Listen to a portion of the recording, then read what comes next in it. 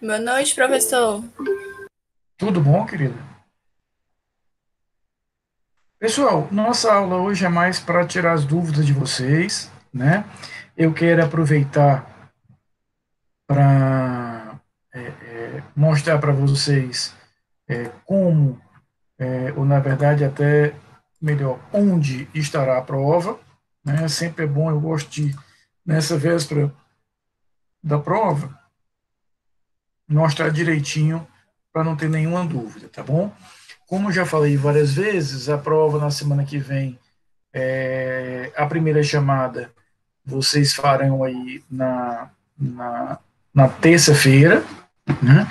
E a segunda chamada, caso precisem, ou seja, caso não façam a primeira, aí você vai fazer na quinta-feira. Tá? Eu vou só esperar um pouquinho, agora que eu vi que está antes de 6 horas, eu entrei uns minutinhos antes, esperar que o pessoal vá chegando para eu mostrar aqui no AVA onde é que está a prova.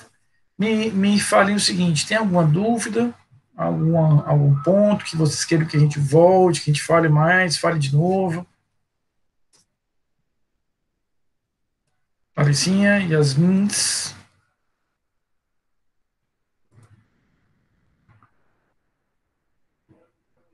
só lembrar aqui a matéria da prova.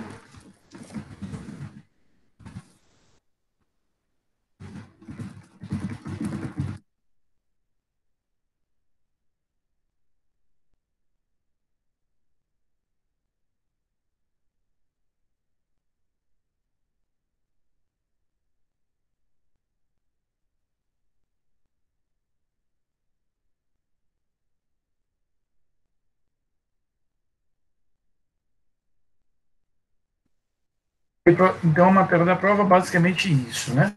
Sistemas processuais, princípios, inquérito, sujeitos processuais e lei processual penal no tempo e no espaço. Com especial destaque para as três primeiras, tá? Então, deem preferência, concentrem mais o estudo de vocês nessas três primeiras: sistemas processuais, princípios e inquérito. A prova vai estar mais concentrada nesses elementos, tá bom? Deixa eu compartilhar rapidinho a minha tela, o pessoal está chegando. Júlia, seja bem-vinda. Yuri também. Eu vou dar uma compartilhada aqui na minha tela, só para mostrar para vocês onde é que vocês encontram a prova. Tá? Só um minutinho.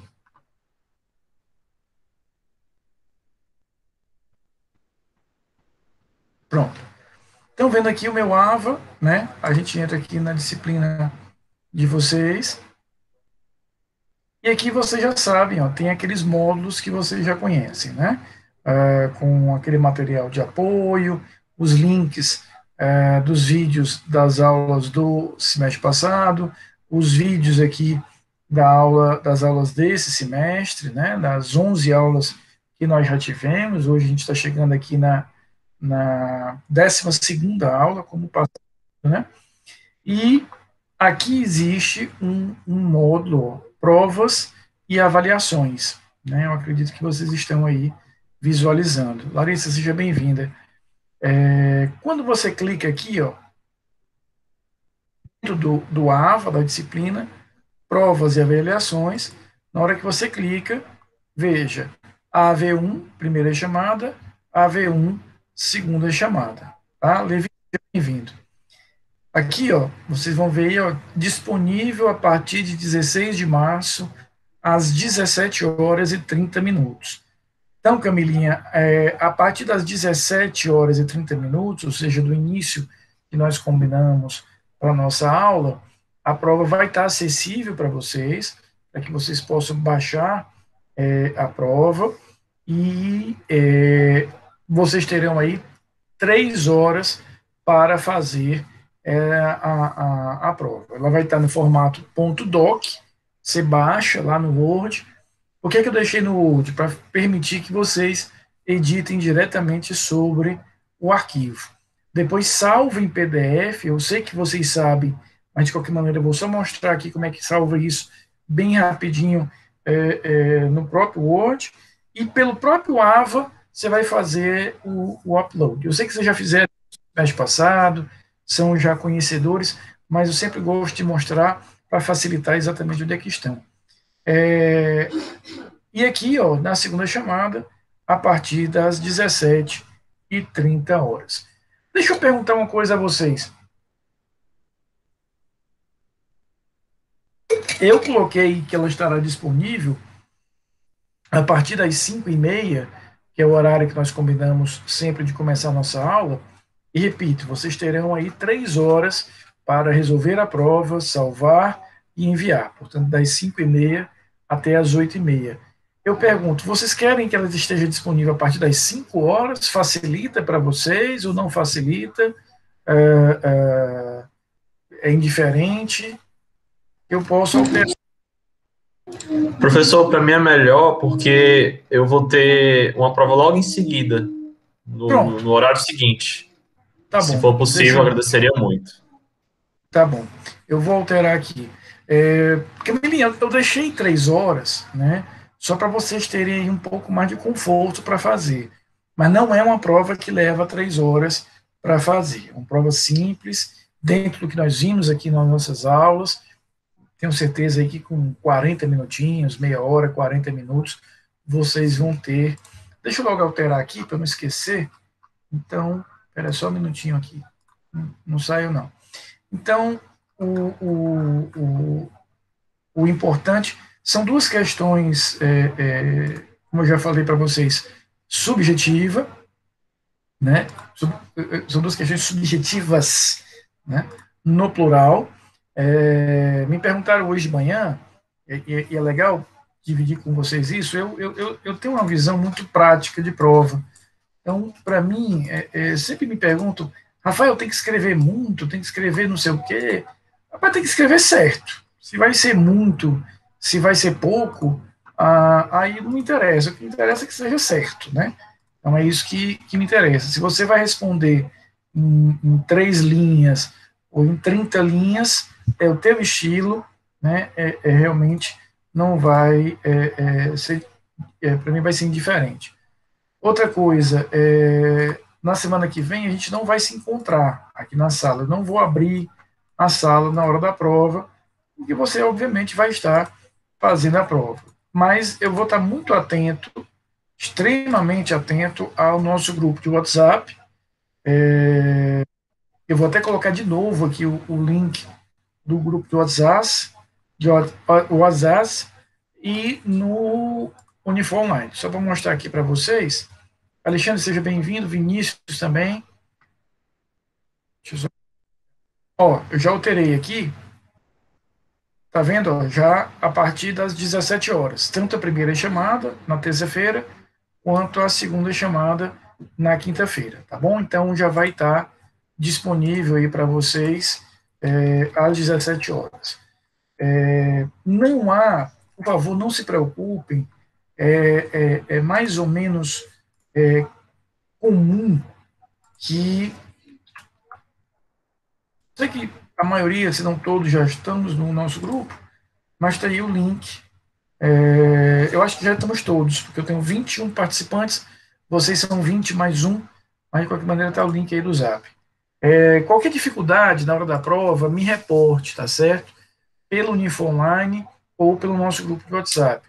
Mas saibam que no iniciozinho da 5h30, pode haver algum tipo de lentidão no AVA, que são muitas turmas tentando acessar a prova. No horário de vocês, no horário F, há menos turmas, né? Isso costuma acontecer mais nos horários A, B e C, D da noite. Mas, enfim, é entrar, baixa a prova, tá em ponto doc. Deixa eu só compartilhar aqui de novo. Eu sei que vocês sabem disso melhor do que eu, mas só para o desencargo de consciência, você tem um arquivo de Word, né? Você vai baixar a prova já no formato Word, responde nela própria, depois vem aqui, ó, arquivo, salvar como,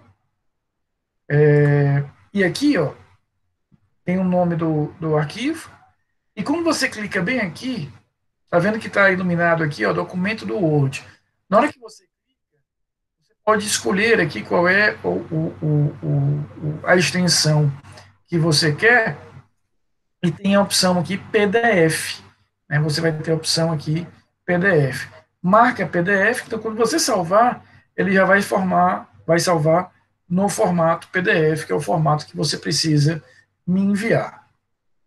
Até porque como a gente está falando aqui de um documento público, que é de um documento, né, que é uma prova, é importante que esteja nesse formato PDF, que não permite qualquer tipo de alteração. Sobre essa dinâmica da prova, horário, como é que faz, etc. Tá tranquilo? Não tem problema, né? Então, acessou o AVA lá, 5 horas, baixa a prova, responde, são 2 questões subjetivas, os itens de falso e verdadeiro, basta responder falso ou verdadeiro, não precisa justificar. Alguns colegas dizem que não gostam de usar questões objetivas, eu não tenho isso, uso questões objetivas. Estou lidando aqui com pessoas que são adultas, voluntárias, profissionais, então eu tenho certeza que vocês encaram a prova com a mesma seriedade que eu encaro, então não tenho nenhum problema em relação a isso. Feitos esses esclarecimentos, não vou abrir aqui a sala, nós não vamos nos encontrar só no dia 23 de março, mas qualquer coisa me reporte na hora pelos WhatsApps ou pelo Unifor Online. Quero saber de vocês quais são efetivamente as dúvidas que vocês têm, ou seja, o que é que vocês querem lembrar, esclarecer para a nossa prova.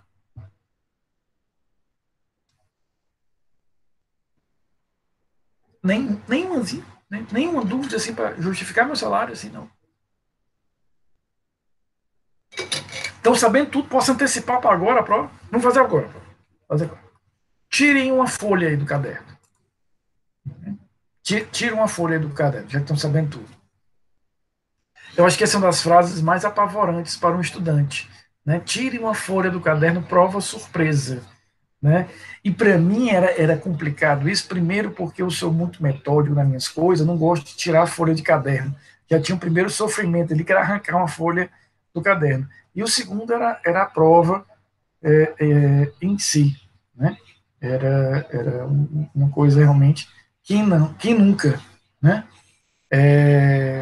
Então tirem aí uma folha aí do caderno de vocês, que nós vamos fazer uma prova surpresa agora. Né? Quais são as dúvidas?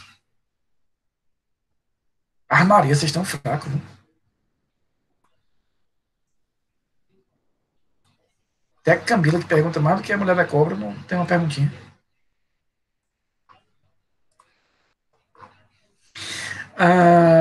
Posso. Sistemas processuais, o que é importante para a gente é nós lembrarmos que existem 2 modelos essenciais. Existem outros, mas 2 modelos que são mais caros, né? São modelos mais importantes aqui para a nossa dinâmica. O primeiro deles é um modelo inquisitorial. No modelo inquisitorial, nós vamos ter a concentração dos atos de acusação, de defesa e de julgamento concentrados numa só pessoa. Então, tem uma só pessoa que vai desempenhar todos esses papéis. Esse modelo foi muito adotado alguns séculos atrás, era um modelo clássico no período medieval e mesmo assim no período moderno. Né? Então, uma grande característica do sistema inquisitorial é essa concentração numa só instituição, numa só pessoa. Ela reúne ali os fatos para formar uma acusação, ela tenta encontrar alguma justificativa para aquele determinado evento e, a seguir, ela própria decide a questão, condenando ou absolvendo. O processo moderno, sobretudo os processos democráticos, os processos constitucionais democráticos, eles não admitem esse modelo inquisitorial e eles vão partir para o uso de um modelo acusatório, modelo acusatório este, que é caracterizado, tem como principal função essa divisão, essa repartição de funções essenciais, ou seja, eu tenho uma instituição, né, uma pessoa que é responsável pela acusação, tem uma outra instituição que defende, tem uma outra instituição que julga. Então, a principal característica do sistema acusatório é essa divisão de funções, essa divisão de atribuições. Isso tem tem uma série de objetivos. Primeiro, torna a ação mais justa, mais equilibrada, né? E por quê? Porque eu tendo a ter uma visão mais imparcial, uma visão mais limpa, uma visão mais isenta, né? Por exemplo, uma das grandes questões que ora está em debate no STF, naquela discussão sobre a eventual ou potencial suspeição do ex-juiz e ex-ministro e ex muita coisa, Sérgio Moro, era exatamente que em determinado momento ele teria quebrado essa separação aqui dessas atividades, essas funções básicas, e tinha se miscuído numa atividade que não era a atividade dele, que era a atividade de acusação. Então, nós temos esses dois modelos, que é, de um lado, o modelo essencialmente inquisitorial, né, essencialmente inquisitorial, e o modelo que é o modelo moderno, contemporâneo, constitucional, que é o modelo próprio de uma estrutura separada, acusatória, entre essas atribuições. Então, a gente vai ter, efetivamente... E aí o que acontece, Eduarda?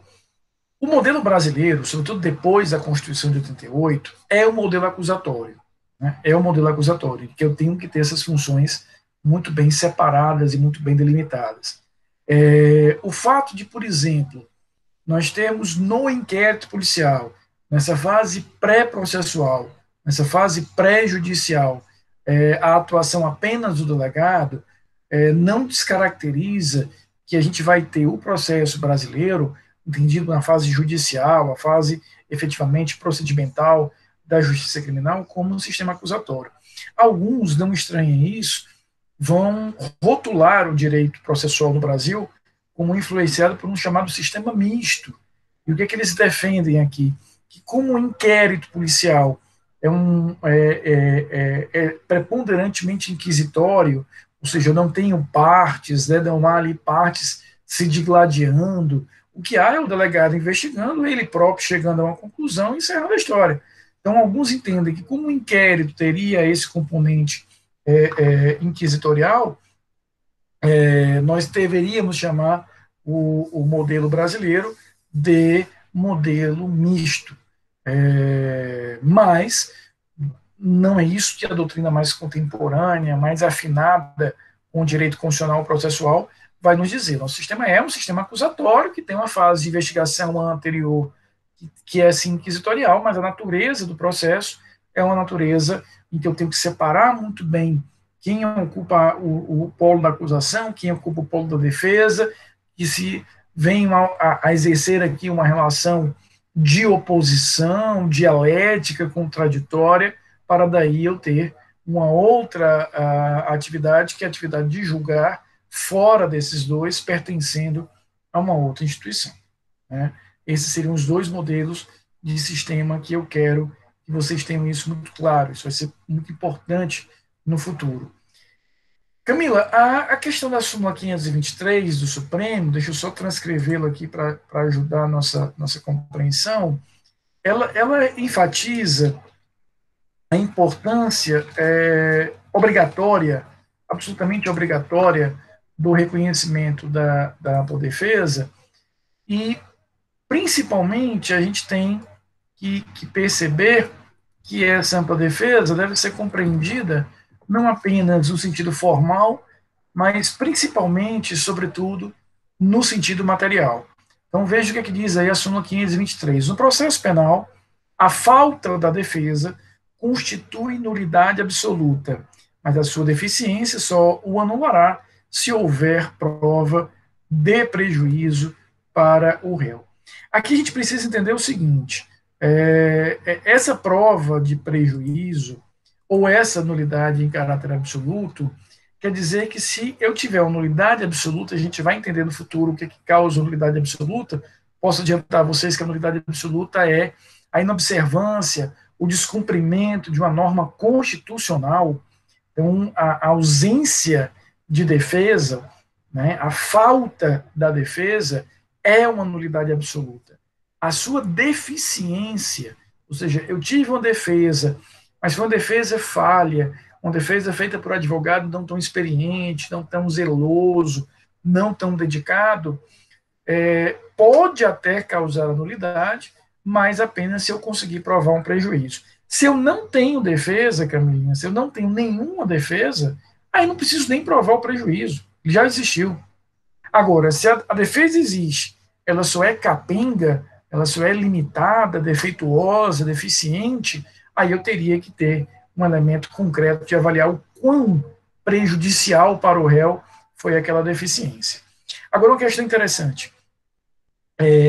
Quando ele fala aqui de ausência, de falta de defesa, a gente precisa compreender que essa falta de defesa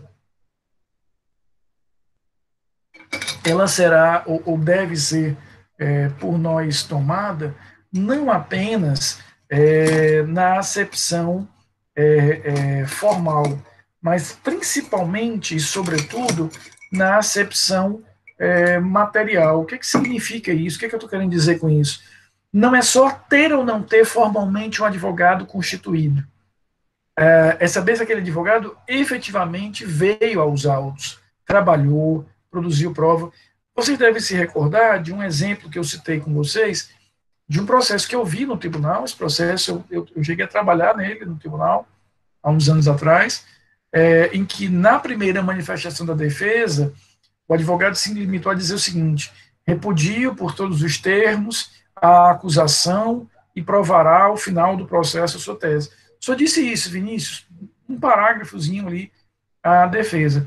Quando chega no final, lá na etapa das alegações finais, ele vai dizer, olha, reitero todos os termos já ditos anteriormente.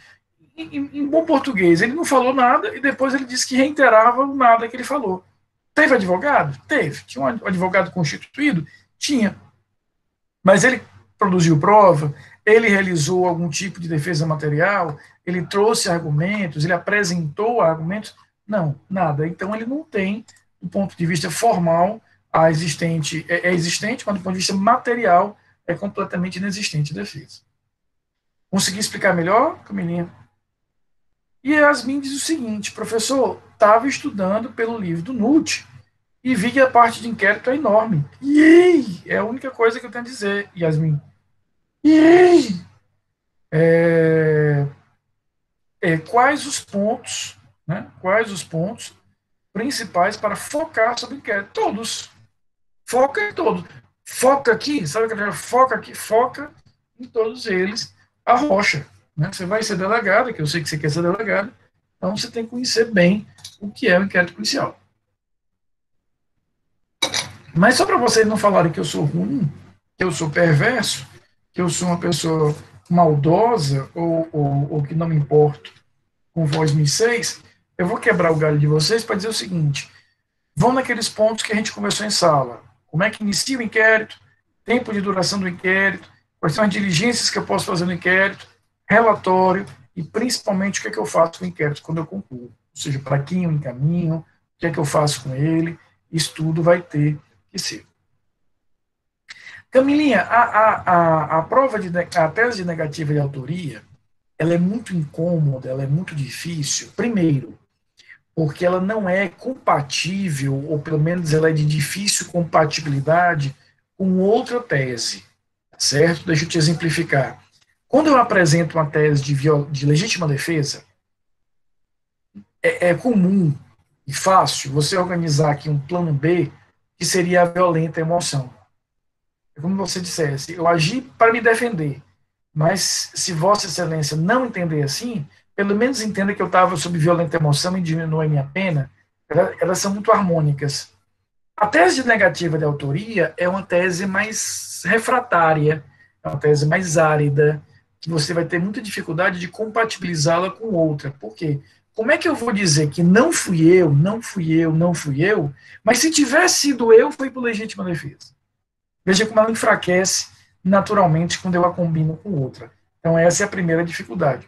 E a segunda dificuldade, Beatriz, é que a negativa de autoria, eu estou dizendo, não pratiquei aquele fato, não tenho autoria sobre aquele fato, eu não realizei essa conduta, e que se vem uma prova, né, que de alguma maneira me vincula àquele fato, dificilmente eu consigo sustentá-la mais. Ou seja, uma testemunha, um vídeo, uma gravação que me coloca no local do fato, já vai ser muito difícil eu sustentá-la. Então, ela tem essas duas dificuldades. Primeiro, qualquer prova de mediana segurança desconstrói essa tese e há uma dificuldade retórica. Você tem que ter muita técnica. Eu já vi advogados com muita técnica, muito precisos, harmonizando com algumas teses complementares, secundárias, mas não é a função tão fácil. É uma função mais complexa. Beleza? O que mais? Professor, só pode só repetir qual é esse segundo motivo? Porque qualquer prova de mediana... Qualquer prova, né, Enzo? E o segundo é que é difícil você compatibilizá-la com outro, ou seja, é difícil você ter um plano B, é difícil você apresentar uma prova, uma tese subsidiária. Não fui eu, mas se tiver sido, foi por legítima defesa. Não fui eu, mas se tiver sido, foi por violenta emoção. Peraí, meu, se não foi você, não foi você. Não tem como adjetivar ou qualificar isso. É diferente de outras teses. Primeiro, por exemplo, imagine a legítima defesa. Eu já estou assumindo que pratiquei o fato. Então, quer dizer, se vier uma prova dizendo que eu atirei, não, eu atirei, estou dizendo que eu atirei. Já parto da ideia de que eu estou assumindo não apenas a existência do fato, mas como a autoria dele. Olha só como eu já anulo aí uma série de contestações que pode vir. Eu vou ter que me focar apenas na prova daqueles elementos, a legítima defesa, do artigo 25 do Código Penal, a margem de legítima defesa, aquele que, usando dos meios necessários, repele injusta agressão, atual ou iminente, contra direito seu ou de outro. Eu vou ter que me concentrar na prova desses elementos. Mas eu já dispenso aí uma série de outros fatos a serem provados. É diferente da negativa de autoria. Né? Estou dizendo, eu não pratiquei o fato, eu não tenho autoria sobre o fato, eu não sou o autor do fato. Então, se surge alguma prova que me vincula a esse fato, eu vou ter dificuldade de continuar sustentando ou ter a dificuldade de compatibilizar com o outro. Olha, não fui eu, mas se fui eu, tire a qualificadora do motivo torpe. Mas peraí, meu amigo, por que eu vou tirar se você está dizendo que nem tem responsabilidade? É complexo, é complexo. É por isso que uma tese que é interessante, porque por mais que a gente tenha na prática, né, se você for para o senso comum, não é tão difícil você ver o pensamento, ou encontrar o pensamento de que a única forma que eu tenho de me defender é exatamente negando que o fato foi por mim praticado. Do ponto de vista técnico, é incômoda, é uma prova incômoda. Eu já usei, na época que eu estava advogando, eu já tinha efetivamente já utilizei algumas vezes como advogado, estou afastado da advocacia já há alguns anos, mas não é uma tese cômoda, não é uma tese confortável de você efetivamente trabalhar. Né? O que mais?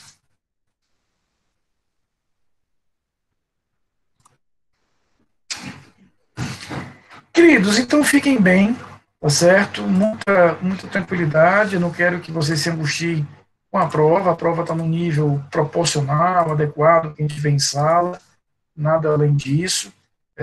Fiquem bem tranquilos, a gente já tem, estava dizendo até para outra turma, até para a turma do horário CD, do horário AB agora da noite, nós temos, infelizmente, tanta preocupação nos dias atuais, que eu não quero que a nossa prova seja um motivo a mais de preocupação, tá bom? Fiquem tranquilos, vamos encarar com a seriedade que ela exige, mas sem maiores constrangimentos, tudo bem? Fiquem bem, muita paz, muita tranquilidade, um ótimo final de semana. Semana que vem a gente não se encontra, é semana de prova, mas a gente se encontra no dia 23, tá bom? E qualquer coisa me reportem lá pelo Zap. Um beijo grande e fique em paz.